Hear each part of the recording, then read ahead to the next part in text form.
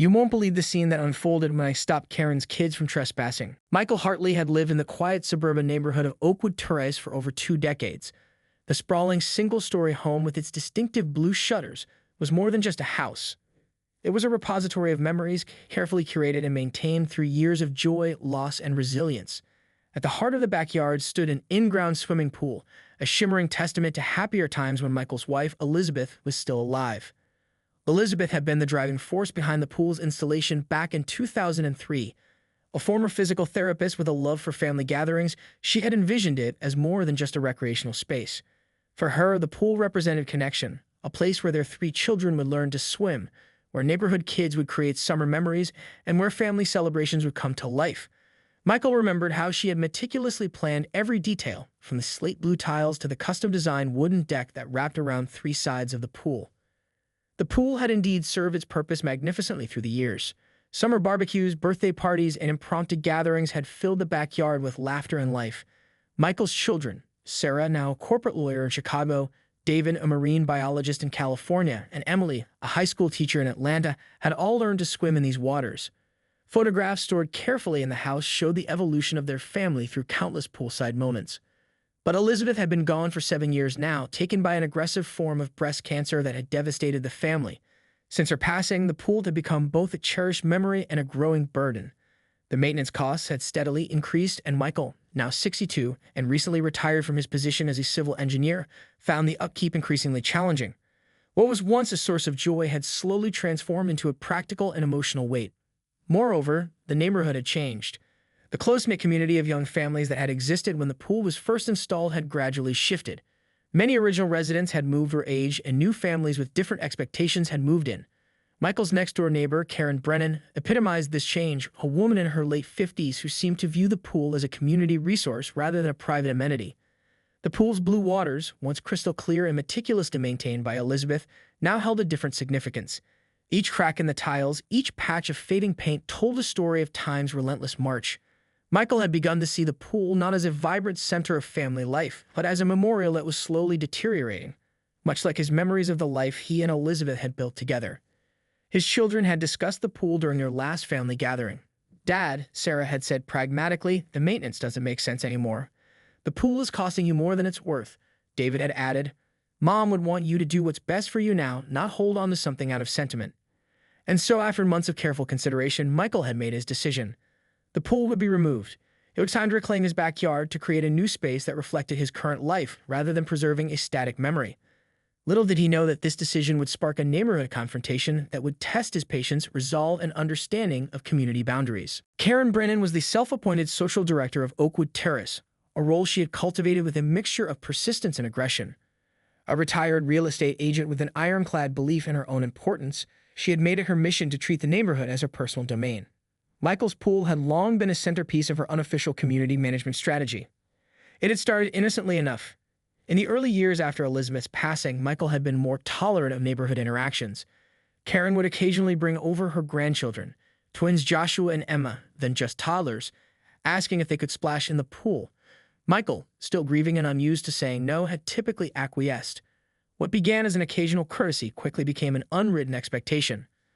Over time, Karen's pool usage became increasingly brazen. She would show up with not just her grandchildren, but with neighborhood kids she had gathered, sometimes up to 8 or 9 children at a time. Beach towels would be strewn across Michael's carefully maintained deck. Wet footprints would track through his kitchen when the kids needed to use the bathroom, and the pool area would be left in various states of disarray. The incidents of property damage began to mount.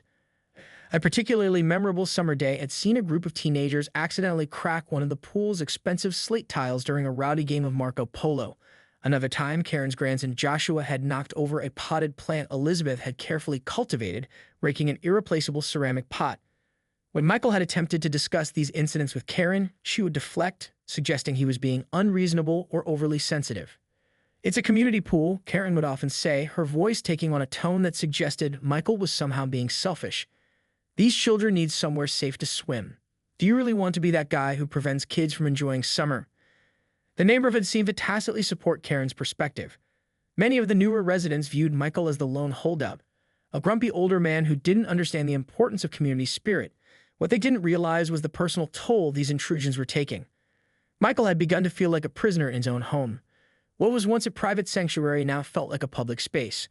The pool that Elizabeth had so carefully designed had become a source of constant stress. He would find himself watching anxiously from the window, worried about potential damage or liability. The sound of children's laughter, once a joy, now felt like an invasion. The final straw came during last summer's 4th of July weekend. Karen had organized an impromptu neighborhood pool party without Michael's knowledge or consent. By the time he realized what was happening, over a dozen people were in his backyard, using his grill, leaving trash scattered around, and treating his private space as a public recreation center. When Michael had politely asked the group to leave, Karen had turned the situation into a neighborhood spectacle. Michael's being unreasonable. She had shouted loud enough for everyone to hear. This pool has always been for everyone. It was in that moment that Michael knew something had to change. The pool was no longer a source of joy. It had become a battleground. And he was determined to reclaim his property, his peace, and his right to decide how his own backyard would be used. The decision to remove the pool was not made lightly. It was a carefully calculated choice that Michael had been contemplating for months, weighing both practical and emotional considerations. His retirement had brought a new perspective on home maintenance, and the pool had become more of a burden than a blessing. First, there were the financial implications. Michael calculated that he was spending nearly $5,000 annually on pool maintenance. This included professional cleaning services, chemical treatments, equipment repairs, and the increasing cost of water and electricity to keep the pool operational. The liner needed replacement, which would cost an additional $4,500. The pool pump, original to the installation, was showing signs of wear and would require replacement within the next year. His conversations with his children had been illuminating. Sarah, always the pragmatic one, had pulled up detailed spreadsheets comparing the cost of pool maintenance versus alternative uses of the backyard. Dad, she had said during their last family video call, you could create a beautiful garden, install a workshop, or simply have a low-maintenance outdoor space that doesn't drain your retirement savings. David, his marine biologist's son, had additional concerns about water conservation. The amount of water and chemicals required to maintain a private pool is environmentally problematic, he had pointed out during a lengthy phone discussion, especially in an area experiencing increasing drought conditions. Emily, his youngest, had been the most sentimental. I understand if you want to keep it for Mom's memory, she had said, but I also know Mom was always practical.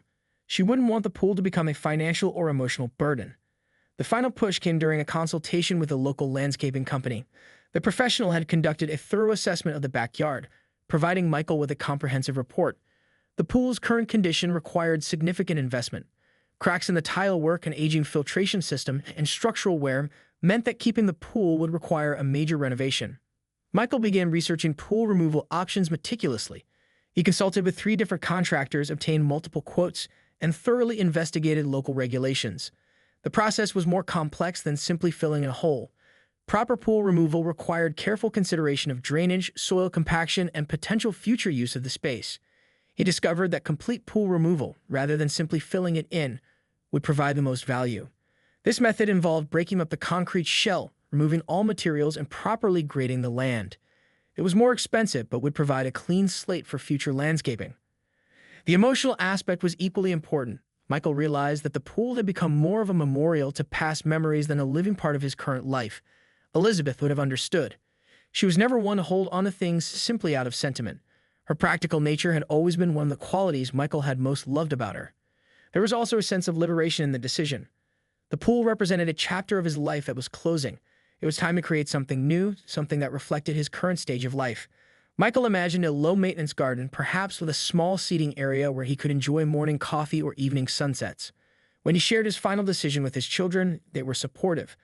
"We're proud of you, Dad," Sarah had said. "This is about you moving forward, not letting the past hold you back." The permits were acquired, the contractors scheduled. Michael was ready to reclaim his backyard and his peace of mind. Little did he know that his decision would soon become the catalyst for a neighborhood confrontation that would test his resolve in ways he never anticipated. The moment Karen caught wind of Michael's plans, she launched a full-scale neighborhood campaign to prevent the pool's removal. Her approach was calculated and manipulative, designed to turn the entire street against Michael and pressure him into keeping the pool. It began with a neighborhood meeting, one that Michael was not invited to attend. Karen strategically gathered residents at her home, presenting a dramatic narrative about the pool's community significance.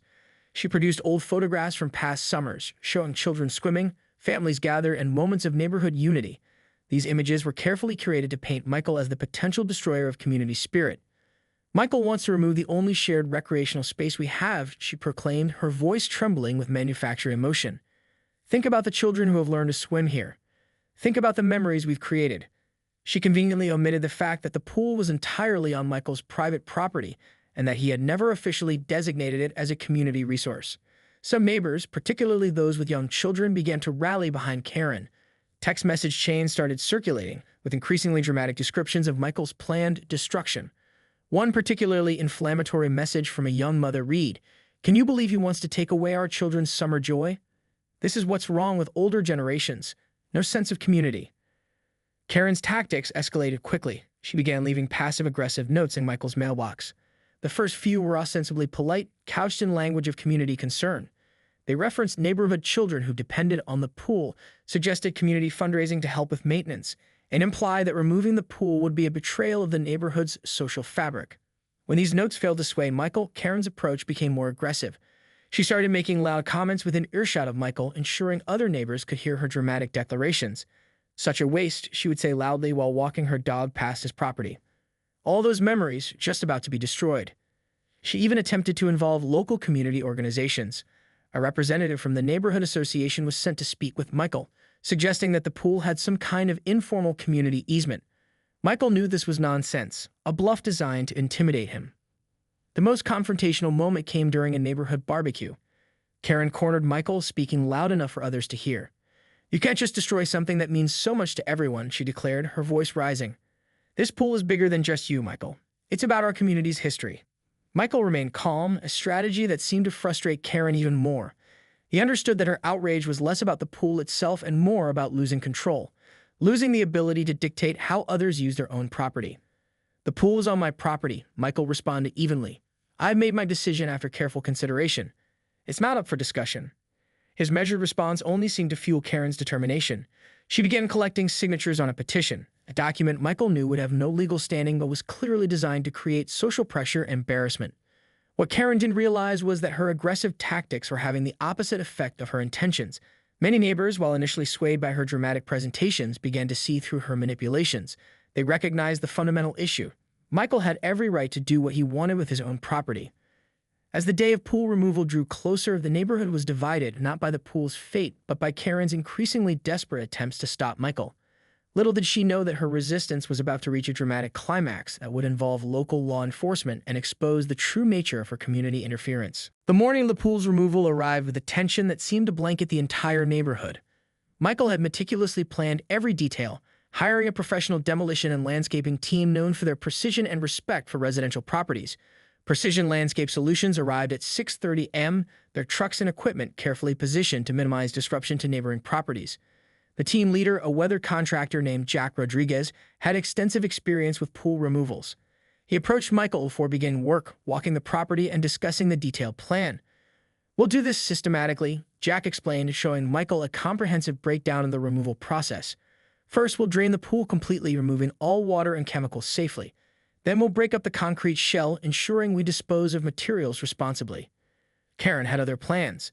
As the first piece of heavy equipment rolled onto Michael's property, she emerged from her house with a video camera, dressed in what appeared to be an improvised investigative reporter outfit, complete with a makeshift press badge she had clearly created herself. Her intention was obvious: to document what she viewed as a neighborhood tragedy.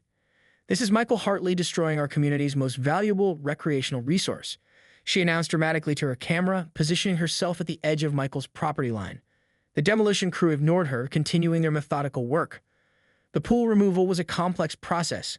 First, specialized pumps began draining the water, which was carefully treated and disposed of according to local environmental regulations.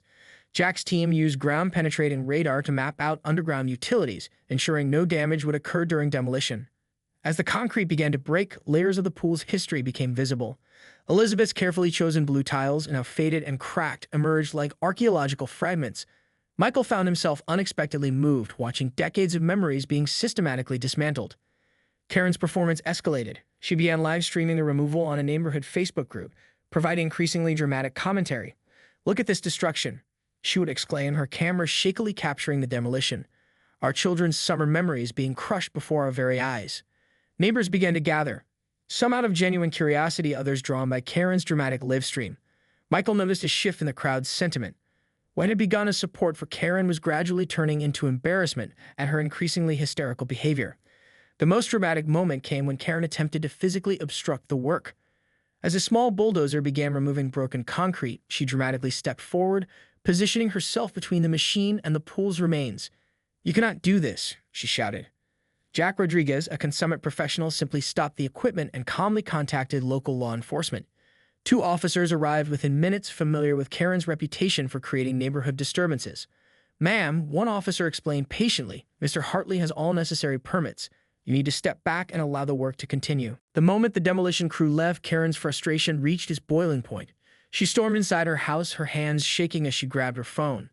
The 911 dispatcher's calm voice answered, expecting another emergency.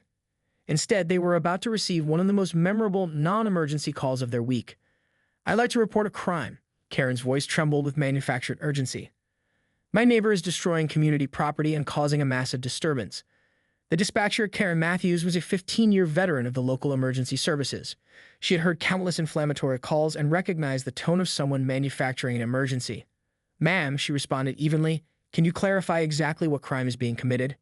Karen launched into a breathless explanation. She described the pool removal as an act of community vandalism, insisting that Michael was destroying a shared resource. She claimed he was violating some imaginary neighborhood covenant, damaging property values, and causing environmental destruction. The call was quickly transferred to a field supervisor, who recognized the address and the caller's name.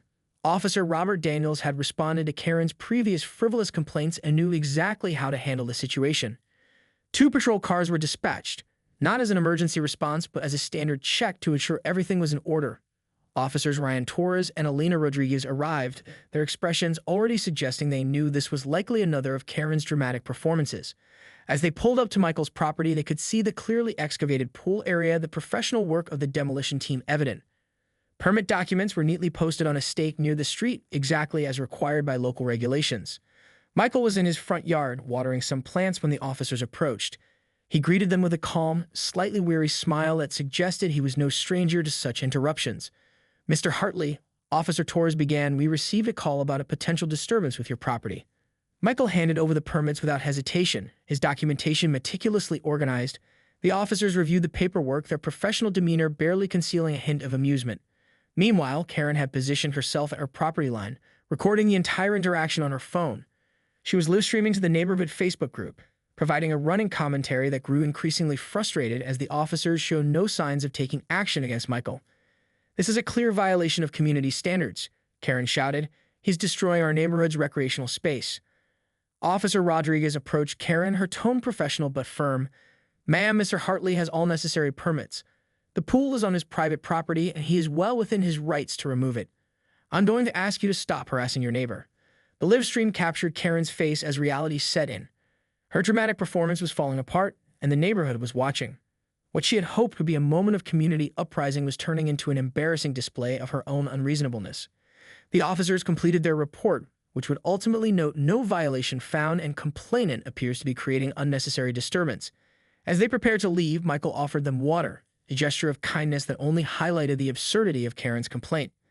"We apologize for the inconvenience," Officer Torres said, shaking Michael's hand. "Have a good day, sir."